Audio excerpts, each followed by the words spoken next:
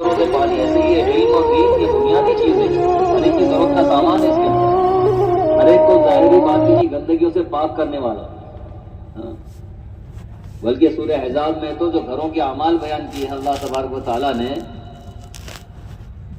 کہ اعمال بتا کر اس کا فائدہ بتایا کہ اللہ پاک ان اعمال کے ذریعے سے تمہیں ہر قسم کی گناہوں کی آلودگی سے پاک کرنا چاہتے ہیں۔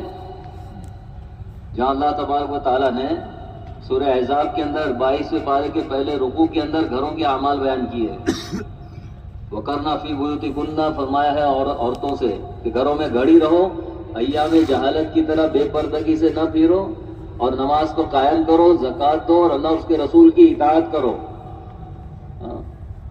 اور پھر مزید فرمایا کہ ان اعمال کے ذریعے سے اللہ تعالیٰ رزق کا لفظ استعمال کیا ہے، یعنی ہر قسم کی گناہوں کی آلودگی سے تمہیں پاک کرنا چاہتے ہیں۔ پتا چلا کہ یہ علم اور ہدایت جو آسمان سے اترا ہوا جو پانی ہے، نبی کے راستے سے جو ملا ہے، اور قرآن پاک کے ذریعے سے جو اعمال ملے ہیں، یہ ہمیں ہر قسم کی گناہوں کی گندگی سے پاک کرنے کے اسباب ہیں۔ یہ بلکہ کفر کی گندگی بھی ہوگی تو اللہ پاک کر دیں گے ان اعمال کے ذریعے۔ حضرت عمر رضی اللہ تعالیٰ نے ایمان لانے سے پہلے حضور پاک صلی اللہ علیہ وسلم کو شہید کرنے کے لیے تلوار لے کے جا رہے ہیں، راستے میں ایک صحابی نے روکا ان کو، اور آپس میں جو ہے نا وہ لڑائی شروع ہونی تھی، تو کہا جا پہلے اپنے بہن اور بہنوئی کی خبر، اپنی بہن کی خبر لے کہ وہ بھی مسلمان ہو چکے ہیں۔ مارے غصے کہ حضرت عمر بہن کے گھر پہ گئے تو بہن اور بہنوئی جو ہے گھر میں قرآن پاک کی تعلیم کر رہے تھے، وہ اعمال زندہ کیے ہوئے تھے جس کو قرآن نے کہا ہے۔ بس یہ سبب بنا حضرت عمر کی کفر کی گندگی کو دور کرنے کا۔ بات سمجھ آ رہی ہے؟ تو دشمن کے 4 حرف میں سے دال سے دنیا، شین سے شیطان، میم سے ماحول، بے دینی بددینی کا ماحول چاروں طرف چھایا ہوا ہے، اور یہ مبارک محنت جو ہے نا، یہ ماحول بنانے کی محنت ہے۔ دین پہ چلنے کے لیے 2 بنیادی چیزوں کا ہونا ضروری ہے، اگر اس میں سے ایک بھی اگر نہیں ہوئی تو آسان دین پہ چلنا مشکل ہوگا، جیسے آج مشاہدے میں آ رہا ہے۔ ایک تو یقین اللہ کی ذات اور صفات پر، اور دوسرا ماحول کا ہونا ضروری ہے۔ مکی زندگی میں یقین تو صحابہ کا کامل درجے کا تھا، کمال درجے کا تھا، پہاڑوں کی مانند تھا کہ اس ایمان کے خاطر جان تو جا سکتی ہے لیکن ایمان نہیں جا سکتا، سارا مال جا سکتا ہے لیکن ایمان نہیں جا سکتا۔ لیکن ماحول نہ ہونے کی وجہ سے مکی زندگی میں صحابہ کے لیے دین پہ چلنا مشکل ہو رہا تھا، اس لیے ہجرت کا حکم ہوا اور مکہ چھوڑ کے حبشہ کی طرف جو ہے نا صحابہ روانہ ہوئے۔ اور مدینہ پاک کے اندر ماحول تو ایسا پاکیزہ تھا، سہانا تھا، نورانی تھا کہ ایک بے نمازی نہیں تھا مدینے کے اندر، ایک شرابی نہیں ملتا، ایک عورت بغیر حجاب کے نظر نہیں آتی۔ کٹھر سے کٹھر کافر مشرک بھی اگر کسی گھر سے مدینہ پاک آ جاتا تو 3 دن نہیں گزرتے وہ ماحول اس کو سمجھا دیتا ایمان کیا چیز، اور کلمہ پڑھ کر ایمان میں داخل ہو جاتا۔ اگر کوئی بھولی بھٹکی خاتون کسی شہر سے بھولی بھٹکی آ جاتی مدینے میں تو ایسا بے خوف اور خطر رہتی کہ گویا اپنے گھر سے نکل کر اپنے ہی گھر میں آئی ہو، کہ ماحول تو ایسا پاکیزہ۔ لیکن منافقین کا یقین نہ ہونے کی وجہ سے ان کے لیے دین پہ چلنا مشکل، ان کے لیے عشاء اور فجر کی جماعت میں شریک ہونا مشکل، گرمی کے موسم میں راہ خدا میں نکلنا مشکل، کہ خود بھی نہیں نکلتے اور صحابہ کو بھی روکتے کہ ایسی گرمی میں نہ نکلو۔ کہ ماحول تو ایسا پاکیزہ نورانی، لیکن یقین نہ ہونے کی وجہ سے ان کے لیے بھی دین پہ چلنا مشکل۔ اور یہ جو مبارک محنت ہے جس کی نسبت سے آپ حضرات کو یہاں پر جمع کیا گیا، اس محنت کے اندر یقین بھی بنتا ہے اور ماحول بھی بنتا ہے، جس سے شرابی، کبابی، جواری، بدماش، عیاش قسم کے لوگ بھی جب چلتے ہیں تو تہجد گزار بنتے ہیں۔ اس محنت کے ذریعے سے دنیا والوں کو اچھے انسان مل رہے ہیں۔ یہ جب کام ہوتا رہا اور امت کا ہر طبقہ اس کام میں اپنے آپ کو، اپنی جان مال کو لگاتا رہا، جیسے دور رسالت کے اندر 100% جو ہے سارے ایمان والے اس کام کو اپنا اوڑھنا بچھونا بنائے ہوئے تھے، یہ نہیں کہ مخصوص لوگ، مخصوص کمیٹی، مخصوص جماعت جو ہے نا اس کام کو کیے ہوئے تھے، کہ اللہ تعالیٰ نے بہترین امت نے ہمیں بنایا ہے، ہمارا کام، ہمارا مقصد لوگوں کو نفع پہنچانا ہے، اور سب سے بڑا نفع یہ ہے کہ انسان جہنم سے بچ کر جنت میں جانے والا بن جائے۔ سب سے بڑا نفع ہی ہے۔ بے شک بھوکوں کو کھانا کھلانا، ننگوں کو کپڑا پہنانا، اور بے گھروں کو گھر دینا، یہ بے شک رحم کے کاموں میں سے ہے، لیکن سب سے بڑا رحم انسانیت پر کہ انسان جہنم سے بچ کے جنت میں جانے والا بن جائے۔ اس مبارک محنت کے ذریعے سے ماحول بھی بنتا ہے، اور ماحول میں بات اچھی طرح سمجھ میں آ جاتی ہے۔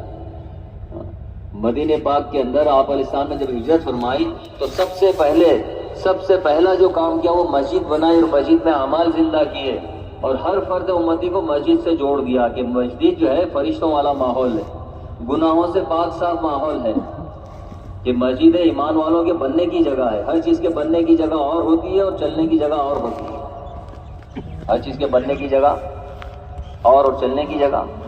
تو ایمان والوں کے بننے کی جگہ مسجد ہوا کرتی تھی، تربیت کی جگہ مسجد ہوتی تھی، اور اعمال نبوت جو ہے یہ اعمال تربیت ہے کہ چور پکڑ کے لایا جاتا تو مسجد کے ستون سے باندھا جاتا۔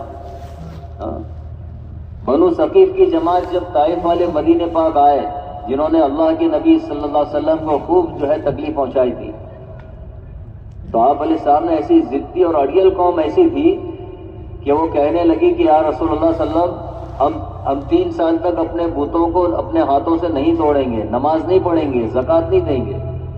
اللہ کے نبی صلی اللہ علیہ وسلم نے ایسی ضدی اڑیل قوم کو باقاعدہ مسجد کے اندر خیمہ لگا کے ان کے ٹھہرنے کا انتظام کیا، باہر کسی کے یہاں نہیں ٹھہرایا، مسجد میں ٹھہرایا تاکہ مسجد والے ماحول کے ذریعے سے ان کے دل اسلام کے لیے نرم پڑ جائے، کہ جب کافر مشرک مسجد میں وقت دینے لگے تو ان کا دل اسلام کے لیے نرم پڑ سکتا ہے۔ ایمان والے تو پہلے سے ہی نرم دل ہوتے ہیں، اگر یہ مسجد میں وقت دینے لگیں گے تو ان کا دل دین کے لیے، اسلام کے لیے، سنت کے لیے، شریعت کے لیے، دعوت کے لیے کتنا نرم پڑ جائے گا۔ اس لیے حدیث میں آتا ہے کہ مومن کی مثال مسجد میں ایسی ہے جیسے مچھلی کے لیے پانی، کہ بغیر پانی کے مچھلی زندہ رہ سکتی ہے، ایسے ہی بغیر مسجد کے ایمان والا زندہ نہیں رہ سکتا۔ اگر وہ زندہ نظر آ رہا ہے مسجدوں کو چھوڑ کر تو زندگی نہیں ہے، مردنی چھائی ہوئی ہے۔ اللہ حفاظت فرماوے، جیسے ہسپتال کے اندر آئی سی روم میں بہت سے لوگ زندہ ہیں، آئی سی روم میں نہ چل سکتے ہیں، نہ بول سکتے ہیں، نہ کھا سکتے ہیں، نہ پی سکتے ہیں، وہ زندہ ہے۔ وہ بہت سے لوگ جیل خانوں کے اندر برسوں سے زندہ ہیں وہ، لیکن ایسی زندگی کس کام کی؟ تو مومن کی مثال دی گئی مسجد میں جیسے جو ہے مچھلی کے لیے پانی، کہ پانی کے لیے راحت مچھلی کے لیے راحت پانی میں دی جائے گی۔ جہاں مچھلی پانی سے باہر گئی تو اس کی راحت ختم، تڑپے گی، بے چین بے قرار ہو جائے گی۔ اور مچھلی کی طاقت بھی پانی میں ہے۔ مچھلی کی طاقت کہاں ہے؟ کہ پانی کے اندر، کہ بڑے سے بڑا پہلوان بھی اس کو ہاتھ ڈال کے نہیں پکڑ سکتا، اور مچھلی اگر پانی کے باہر نکل گئی تو چھوٹا بچہ بھی دوم پکڑ کر اٹھا کے پھینک دے گا اس کو۔ ایسے ہی ایمان والوں کی طاقت مسجد اور اعمال مسجد سے وابستہ ہے۔ صحابہ جب مسجد اور اعمال مسجد سے منسلک تھے تو وہ طاقت اللہ پاک نے عطا فرمائی تھی کہ جانور جو ہے نا افریقہ کے جنگل کے، وہ ان کے اعلان پر جو ہے نا جنگل خالی کر دیتے، آگ پیچھے ہٹ جاتی تھی۔ آگ مدینہ پاک میں ایسی بھیانک خطرناک آگ لگی کہ حضرت عمر رضی اللہ تعالیٰ عنہ دوڑے ہوئے سیدھے مسجد نبوی میں گئے، اور ایک عام ذہن بنا ہوا تھا اس زمانے کے ایمان والوں میں کہ جو بھی مسئلہ پیش آوے، جو بھی ضرورت پیش آوے، چلو مسجد، چاہے وہ آسمانی وبا ہو یا دنیاوی ضروریات میں سے کوئی ضرورت ہو۔ سورج گرہن آ گیا تو صحابہ مسجد کی طرف چل رہے ہیں۔ بارش نہیں ہے، پانی نہیں ہے، ایک صحابی آئے، اللہ کے نبی مسجد میں تشریف فرما ہے کہ اصل پانی بالکل نہیں ہے، کھیتیاں سوکھ گئی ہے، جانور مر رہے ہیں، دعا فرما کہ اللہ پاک بارش برساوے۔ رسول پاک صلی اللہ علیہ وسلم نے جو ہے منبر پر بیٹھ کر دعا فرمائی بارش کے لیے، فوراً بارش برسنا شروع ہوئی، اور جو بارش برسی ہے تو پورا ہفتہ بھر بارش برستی رہی۔ 7ویں دن وہ صحابی پھر مسجد میں آئے کہ رسول اللہ بہت پانی ہو گیا، کھیتیاں ڈوب چکی، راستے بند ہو گئے، دعا فرمائی کہ اللہ پاک بارش کو روک دے۔ اب دعا کر رہے ہیں کہ بارش رک جاوے۔ دعا کے بعد صحابہ جب باہر نکلے تو دھوپ میں چل رہے تھے۔ بات سمجھ آ رہی؟ ایک صحابی مسجد میں اللہ کے نبی صلی اللہ علیہ وسلم نے دیکھ کر پوچھا کہ ابو امامہ اس وقت یہاں پر؟ نماز کا وقت نہیں تھا۔ کہ رسول اللہ قرض نے مجھے عاجز کر رکھا ہے، قرض نے میری کمر توڑ دی۔ اے ابو امامہ کیا میں تمہیں وہ دعا نہ بتلاؤں؟ اگر وہ دعا کرنے لگو، اگر تم وہ دعا کرنے لگو تو ملک یمن کے فلاں پہاڑ کی بقدر بھی تمہارے سر پر قرضہ ہوگا، اللہ اسے ادا کر دیں گے۔ اور دعا سکھائی، اللہم انی اعوذ بک من الہم والحزن واعوذ بک من العجز والکسل واعوذ بک من الجبن والبخل واعوذ بک من غلبۃ الدین وقہر الرجال۔ دوسری بھی دعا آتی ہے، اللہم اکفینی بحلالک عن حرامک واغننی بفضلک عمن سواک۔ کہ قرض کی پریشانی مسجد میں، ایک صحابی نے مسجد میں آ کر 2 رکعت پڑھ کر دعا کر کے جب تشریف لے گئے تو رسول اللہ صلی اللہ علیہ وسلم نے صحابہ سے فرمایا، جانتے ہو تمہارے بھائی نے کیا مانگا؟ نمک مانگ کر گئے ہیں، نمک کہ گھر میں نمک کی ضرورت پیش آئی تو جو ہے وہ اللہ کے گھر میں جا کے مانگ رہے ہیں۔ اس لیے حضرت جی دعوت برکات فرماتے ہیں کہ ہم بندوں کا اللہ پاک کی بارگاہ میں چھوٹی چھوٹی حاجتوں کو مانگنا یہ زیادہ پسند ہے کہ جائے کہ ہم اللہ پاک سے بڑی بڑی حاجتوں کو مانگیں۔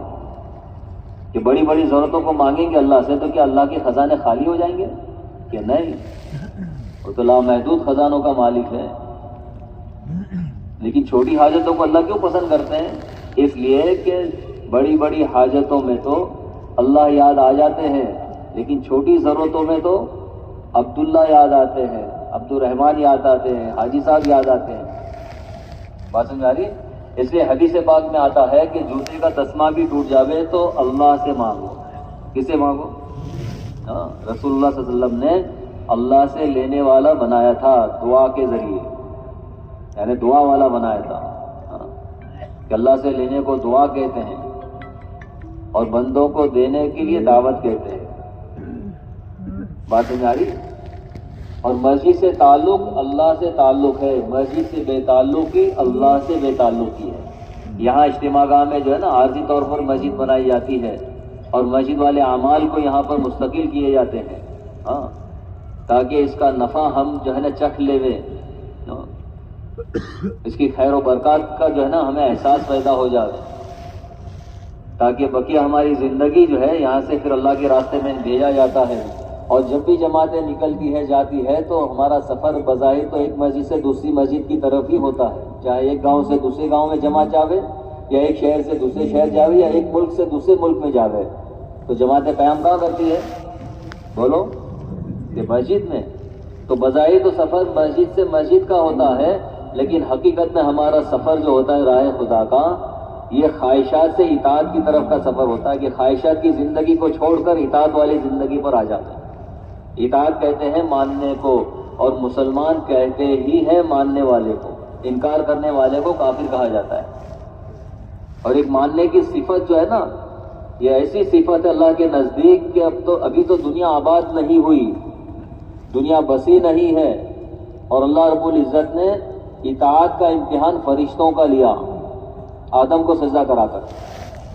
سجدہ اللہ کی ذات کے لیے مخصوص ہونے کے باوجود اللہ تبارک و تعالیٰ فرشتوں کو حکم دیتے ہیں کہ آدم کو سجدہ کرو۔ فرشتوں نے سجدہ کیا اطاعت میں، لیکن ابلیس نے نہیں کیا، حالانکہ بہت بڑا عابد، بہت بڑا عالم، فرشتوں کا استاد رہا ہے۔ یہ حکم اللہ کی طرف سے آیا تھا اس کی حیثیت کے خلاف کہ میں آگ سے بنا ہوا، یہ مٹی سے بنا ہوا، ہمیشہ اوپر کو اٹھتا ہوں، یہ نیچے کی پستی کی طرف جاتا ہے، میں اس کو سجدہ کروں، میں پرانا۔ کبھی تو اللہ کا حکم آتا ہے معمول کے خلاف کہ ہمارا معمول ہے روزمرہ کا 24 گھنٹے کی زندگی گزارنے کا، اللہ پاک کا حکم آئے گا معمول کے خلاف، جیسے صحابہ کے لیے آیا کہ انصار صحابہ کے محلے میں رسول اللہ صلی اللہ علیہ وسلم 4 رکعت نماز پڑھا رہے تھے، 2 رکعت ہو چکی تھی اور فوراً حکم آیا اللہ کی طرف سے دوسری رکعت میں کہ اب اپنے قبلے کا رخ جو ہے نا بیت المقدس سے بیت اللہ کی طرف کر دو۔ پہلے نماز بیت المقدس کی طرف جو ہے رخ کر کے نماز پڑھی جاتی تھی، اب بیت اللہ کی طرف جو ہے نماز کا رخ کرنے کا حکم عین نماز کی حالت میں آیا۔ پہلے بھی آ سکتا تھا نیت باندھنے سے پہلے، اور سلام پھیرنے کے بعد اگلی نماز سے بھی آ سکتا تھا، لیکن عین نماز کی حالت میں کیوں؟ کہ اللہ جاننا چاہتے، دیکھنا چاہتے ہیں کہ عبادت کرتے کرتے ایک معمول بن گیا ہے بیت المقدس کی طرف کر کے عبادت کرنے کا، اب نماز کی حالت میں ظاہر کے خلاف اور معمول کے خلاف اگر ہمارا حکم آتا ہے تو پورا کرتے کہ نہیں کرتے؟ صحابہ نے کر کے دکھایا، اگرچہ معمول تھا اس طرف نماز رک کر کے نماز پڑھنے کا، کبھی تو حکم آئے گا اللہ پاک کی طرف سے جذبے کے خلاف، محبت کا جذبہ، تقاضا، اس کے خلاف اللہ حکم ڈالتے ہیں، اور ڈالا ہے نبیوں پر بھی کہ اپنی محبوب ترین چیز کو اللہ کے نام پر قربان کرو، اپنی بیوی بچے کو جو ہے غیر دی ذرا جگہ پہ چھوڑ کر آؤ. ہاں، اور ایک لمبی تشکیل کے بعد جو ہے حضرت ابراہیم السلام نے واپسی کا ارادہ کیا، بیوی سے ملنا چاہا تو کہا ٹھیک ہے جا کے مل سکتے ہو. لمبی تشکیل پر گئے تھے حضرت ابراہیم علیہ السلام، لیکن اللہ نے حکم دیا کہ ٹھیک ہے جا کے ملاقات کر سکتے ہو بیوی سے، لیکن سواری سے نہیں اترو گے. اللہ اکبر، گھوڑے پر بیٹھے بیٹھے ملاقات، برسوں کے بعد، مطلب عرصے کے بعد. بیوی نے چاہا کہ نیچے تشریف لے آئے کہ نہیں، حکم نہیں ہے، کہنا سننا یہی سواری پر ہی. تو پھر تقاضا کیا کہ دیکھو آپ کے بال جو ہے نا گرد آلود ہو چکے ہیں، دھول مٹی لگی ہے، میں آپ کے بال دھو دوں، کہ نہ اجازت نہیں ہے. دائنی طرف سر جھکایا، دائنی طرف کے سر دھویا، بائیں طرف سر جھکایا. حضرت ابراہیم صاحب نے تو بائیں طرف کا سر دھویا بیوی نے. یہ جذبے کے خلاف، محبت کے خلاف.